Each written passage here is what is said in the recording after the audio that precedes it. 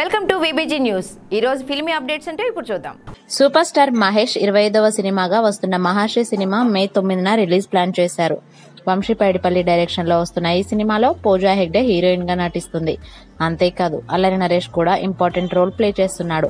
భారీ అంచనాలతో వస్తున్న ఈ సినిమా ప్రీ రిలీజ్ బిజినెస్ అదరగొడుతుంది. ముఖ్యంగా ఓవర్సీస్ లో మహేష్ స్టామినా గురించి ప్రత్యేకంగా చెప్పాల్సిన పని లేదు. మహేష్ సినిమా ఫ్లాప్ టాక్ వచ్చినా సరే యూఎస్ లో మిలియన్ మార్క్ అందుకున్న సినిమాలున్నాయి.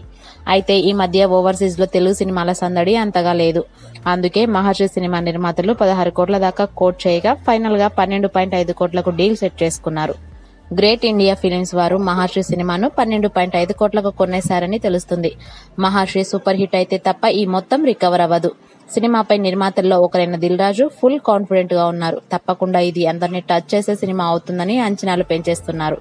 భరత్ అనే నేను సినిమా తర్వాత మహేష్ చేస్తున్న మహర్షి సినిమా అంచనాలను అందుకుంటే మాత్రం మరో సంచలనం సృష్టించినట్టే. మహేష్ డిఫరెంట్ స్టైల్లో కనిపిస్తున్న ఈ సినిమా నుండి ఈ మధ్య వచ్చిన టీజర్ అదరగొట్టింది. సక్సెస్ అనేది డెస్టినేషన్ కాదు, అది జర్నీలో భాగమని చెబుతున్న మహర్షి ఎలా ఉండబోతోందో తెలియాలంటే మే 9 వరకు వెయిట్ చేయాల్సిందే. For more filmy updates keep watching VBG news.